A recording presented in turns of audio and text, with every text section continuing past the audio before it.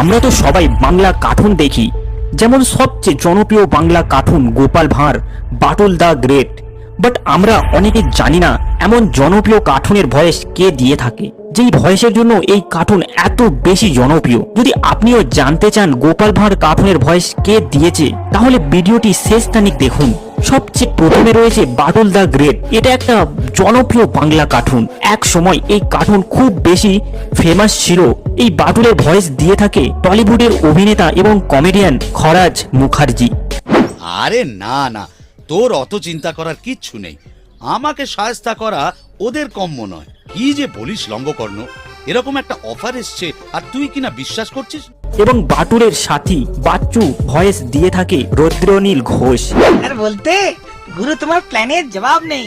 তোমাকে শহরে যেতে হবে, ফুটবল টুর্নামেন্টে তোমার রেফারি। এবং বাটুলের আরেক সাথী বিচ্চুর ভয়েস দিয়ে থাকে কমেডিয়ান কাঞ্চন মল্লিক। মস্করা করো না তো, তেনারা খেপলে কিন্তু রক্ষা নেই। এরপর রয়েছে ভুতু।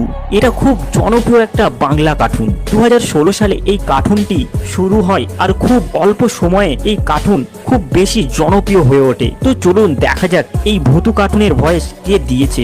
ভুতু কার্টুনের মেন ক্যারেক্টারের ভয়েস দিয়ে থাকে আরশিয়া মুখার্জি নামের এই বাচ্চা মেয়েটি। ওরা বাইকে চেপে যাচ্ছে আর আমি পিপাইয়ের পিঠে চেপে ওদের ধরে ফেলবো। তোমরা সবাই গেলে হবে না।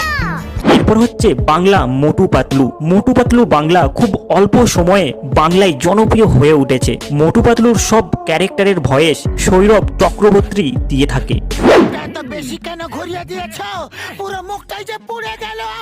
এরপর রয়েছে সবার ফেভারিট দাদু গোপাল ভাঁড়। গোপাল ভাঁড় কার্টুন ভারত আর বাংলাদেশে খুব বেশি জনপ্রিয়। এটা যেমন আগে জনপ্রিয় ছিল, এখনো তেমনই জনপ্রিয় রয়েছে। বাচ্চা থেকে বুড়ো প্রায় সবাই গোপাল ভাঁড় কার্টুন দেখে। তো গোপাল ভাঁড়ের ভয়েস দিয়ে থাকে নরেন্দ্র দাস।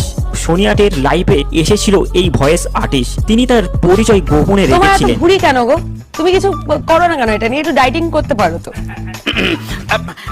এই রে, এবার আর খালি গায়ে থাকা যাবে না, জামা দিয়ে ঢেকে রাখতে হবে। আচ্ছা, একটা কাজ করলে হয় না?